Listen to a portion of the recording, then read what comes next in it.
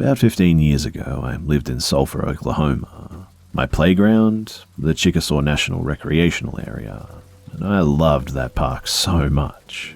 I rode more miles on my bike there than anywhere else. I've walked nearly every trail and rode every road pretty much. Every day I would ride my mountain bike up and down the trails and would be home by nightfall most days. One night, however, I had rode out a bit further than usual. On my way back, however, I decided to ride the trail from an area known as Buffalo Springs, where they have live buffalo roam and there's a large spring fountain there for all to enjoy. As I was riding back, I knew the end of the trail was coming up, and I would have to cross a stone bridge across the creek and then up the road to my home. It was dark at the time, and all I had to use to see was the full moon. I was maybe a few hundred yards from it when I got a sharp pain in my left thigh. I stopped and looked around to see what just hit me. And then I heard a noise sounding like something hitting the ground hard in front of me. There was a rock about the size of a baseball just rolling across the trail. And there was a rock about the size of a baseball rolling across the trail. Me, confused, starts to look up at the side of this hill. And just as I turn my head to look, I almost fall off my bike when another rock comes flying down and hitting my front wheel. I finally have my eyes adjust to look and see someone very tall and dark and covered in hair at the top of the hill, throwing things at me and screaming.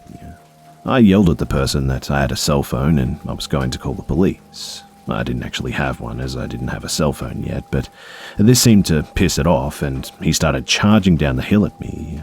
I, for obvious reasons, light up bike and I just took off. Just as I crossed the bridge, I heard a huge splashing noise in the creek and I saw a huge rock that had been thrown in there. I was in the clear to go home at this point, but I was frightened all the way there. I went to a ranger station later the next morning and told a ranger that I knew there about what happened. And he says, "So, you were attacked by Bigfoot?" snidely laughing. I say, "I don't know what it was, but something was trying to hurt me out there." He says, "Okay, Justin, if I have any more Bigfoot, I'll let you know what we get." I just said fine at this and left.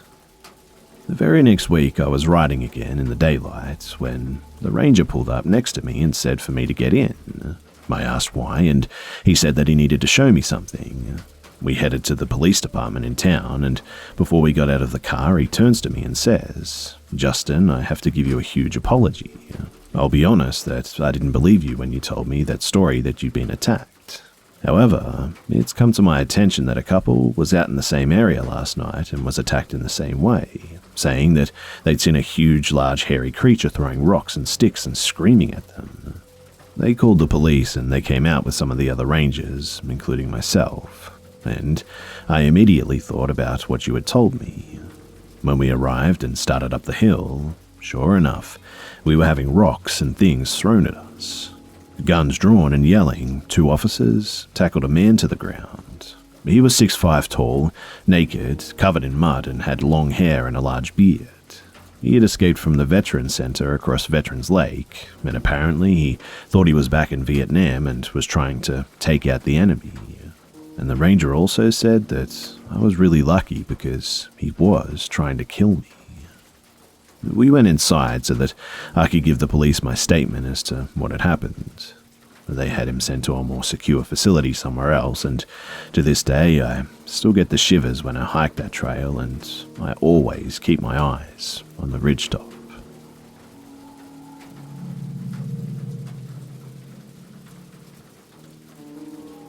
So this happened to me about a month ago at one of my favorite pizza restaurants. For context, this restaurant is an upscale community and is a high-quality Italian pizza spot. Definitely not one of your hole-in-the-wall house of pizza joints. This place attracts businessmen and women in their lunch breaks, housewives and their children, and in this case, a modest father and son duo. So, I was seated with my mother, grabbing some pizza on my lunch, something we try to do a few times a month to keep in touch. But across from us, about 6 feet away, there was a modest-looking father, working class, late 30s with his son, probably around 8 years old.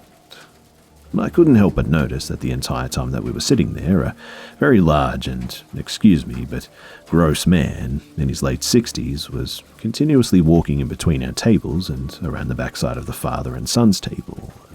He was hard to miss, raggedy clothes, stood tall in stature, maybe 6'3", and had a very distinct and unpleasant aroma that he carried with him.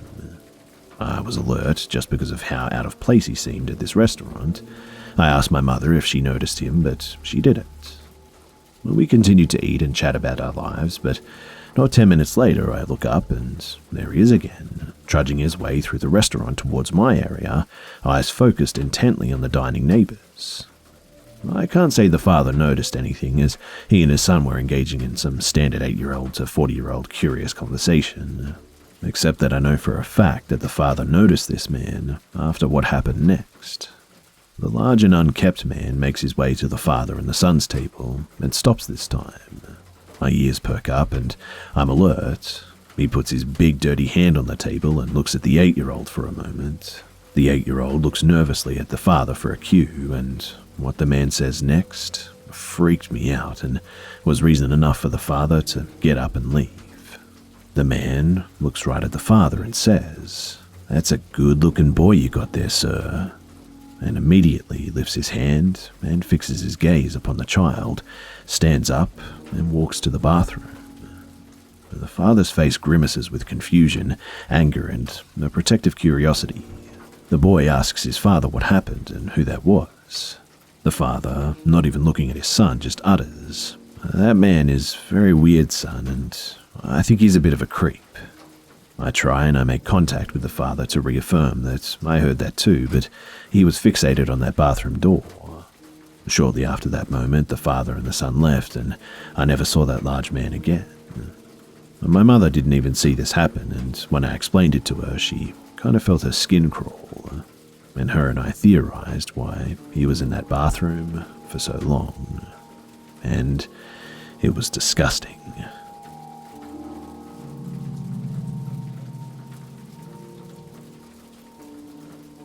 My great-grandfather was from northern Tennessee.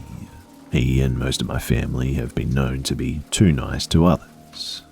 He would give the shirt off his back to pretty much anyone in need, and when he moved him and his wife and kids, they came through Little Rock, Arkansas, and my great-grandpa enjoyed a game of poker in a saloon and won the pot. It had a deed to a small home and an orchard in the Kiamichi Mountains in southeastern Oklahoma, and he loaded everyone up and moved there. My grandpa was born 3 months premature. My great-grandma was 6 months pregnant and went outside to pick pears off the tree in the front yard, and while doing so, she went into labor and out popped this tiny thing that would become my grandpa. They said that he was so tiny that he slept the first several weeks in a shoebox. The doctor said that he didn't think that he'd survive, but seeing him playing in the front yard 1 year later, he said, "Well, I think the boy just might make it." But anyway, on to the story. So, in 1924, my great-grandpa had been asked several times by different people to sell the land and the house that he and his family lived on. The land was worth a deal of money, as it had a very fertile ground for that region, and the house was a decent-sized house, plus the orchard and whatnot. The great-grandpa and great-grandma didn't want to sell the land, though. They just loved it too much. But there was one person, though, that made several attempts to not only talk my great-grandpa into selling, but even tried to take my great-grandma away from my great-grandpa. He had a big crush on her, to say the least. And one day he came to the house just before sundown, and this is what I was told went down. But there was knocking on the door, and my great-grandpa said, "Oh, hey, how can I help you?" The guy said hi to my great-grandpa, and then my great-grandma, waving at her, and then said that I wanted to talk here to my great-grandpa about selling the land to me. I would give you all a great deal of money for it. My great-grandpa told the guy that he was not interested in selling the land, but then said, being it so late, "Have you eaten anything for supper?" The guy said, "No, I haven't. I'm famished." Great-grandpa then said, "Well, great-grandma has some beans in the pot and fresh cornbread in the oven. Like I said, I'm not interested in selling, but I'm always willing to listen, so come on in and have a seat." They both came in and sat down in the living room and talked a bit about the course of the land and other such things. The guest then asked where the bathroom was, and my great-grandpa told him through the kitchen and out the back door you'll see the outhouse. The man left and went out the back door, and he came in a few minutes later. The whole family was in the living room as he could see walking into the kitchen area. My great-aunt then says, "Excuse me, sir, what you doing?" And she was like 8 at the time. He says, "Oh, hi, and I'm just putting some salt in the beans." My great-aunt then says, "But Ma has done this." He then says, "Oh, well, I thought it just needed a little more." Great-aunt just said okay, then went off to the living room, and the man just stirred the pot a few times and walked into the living room where he and my great-grandpa talked a bit more about whatever. A few minutes later, and great-grandpa says, "Hey, great-grandma, I think them beans and cornbread are done. Why not get a bowl?" My great-grandma got up and went to the kitchen, cutting a big slice of cornbread and putting it down on a fresh bowl of beans, and placed the bowl in front of the man. The man said, "Well, thank you very much, but I'm not actually that hungry. You all go ahead and have a bowl, and I'll just wait till I get home." And it was at this point that my great-grandpa pulls out from under the table that they were sitting next to a Colt revolver and simply said, "Them beans are especially for you. Now, you're going to eat them beans, aren't you?" And the man turned white. So, what did he do? Well, the man ate the whole bowl, and my great-grandpa then, a little after seeing him finish the bowl, told him to leave. By the time that he walked out that door, he was sweating and pretty much looked dead already, and went to stand up and fell over, dead on the floor. My great-grandpa took the man's body and loaded it into the truck and took it to town to the local sheriff and told him that my great-aunt came into the living room and told my great-grandpa she had seen the man putting something into the beans and stir it in. Great-grandpa knew that something was wrong immediately and was ready. But the doctor said that it was arsenic poisoning. Not long after that, the 3 of the 18 kids that they had got really sick too, and they died from the flu. They buried their kids and didn't want anyone else of their family to die, so they left to southern Oklahoma, where they lived out the rest of their lives. My grandpa died in 1998, and we buried his ashes under the same pear tree where my great-grandmother gave birth to him. The house was burned down before they left to make sure that the disease was dead. There's little left of the site, but sometimes when I go there and see it, I always thank God that my great-grandpa was a smart enough man to know when danger was near and save my life in the process.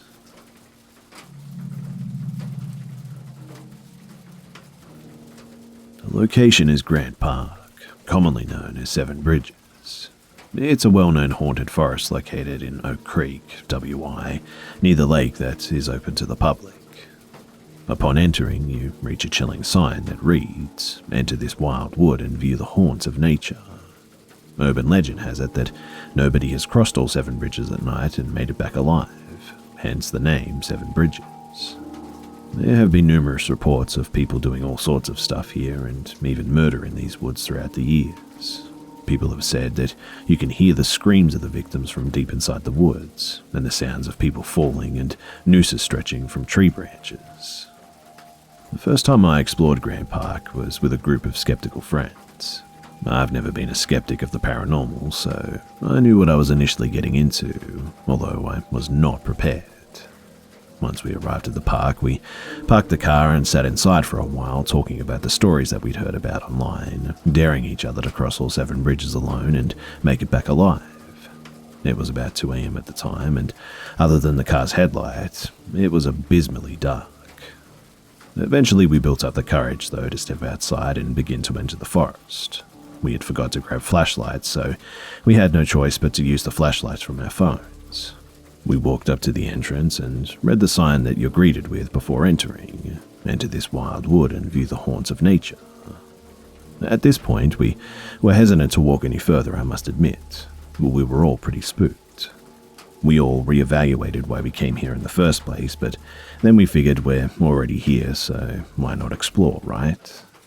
Well, little did I know that this is when I'd eventually become traumatized from what I experienced. My thoughts began to race, and I just couldn't stop thinking about all the stories that I'd heard about this place. This was the first time that I'd visited a truly haunted paranormal location at night. We began walking further through the woods, making it past the initial entrance, though. It was dark and it was quiet. All you could hear was the wind and the trees moving. The only source of light that I had was from my phone, and at this point, it began to feel like my mind was playing tricks on me. I grabbed firmly onto my friend's hand and told her to stay close to me. I kept envisioning vague flashing images in my head of people hanging from the tall trees and bridges. I told my friends to stop walking for a second. I started getting just emotionally distressed is the only way I can describe it from what I was experiencing in my head. Meanwhile, my friends seemed unfazed compared to me. But my eyes began to tear up uncontrollably, and all of a sudden I heard a girl scream loudly from deep inside the forest. It was a haunting, terrifying scream at which I completely freaked out and began to run towards the car, only to look backwards, my friends with faces of confusion. I knew what I heard, though.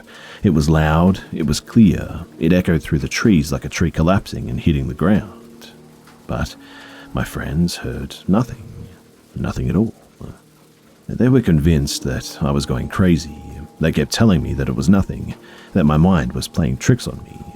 But I knew exactly what I heard, and I couldn't explain it. I could hardly even speak. I refused to go back in that forest too.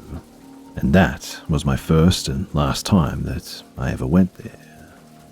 To this day, my friends have no explanation as to why I heard that girl scream. They didn't hear anything. It's completely unexplainable from their point of view, and I never understood why or how that happened. I mean, we barely stepped foot into that forest, and I was instantly greeted with the haunting scream of a tormented girl. I'm wondering, too, if anybody has an explanation or idea as to why I heard that scream, but the four of my friends heard nothing. Still to this day, I can't figure it out. The only explanation I can think of is that maybe I actually heard something paranormal. But what do you guys think?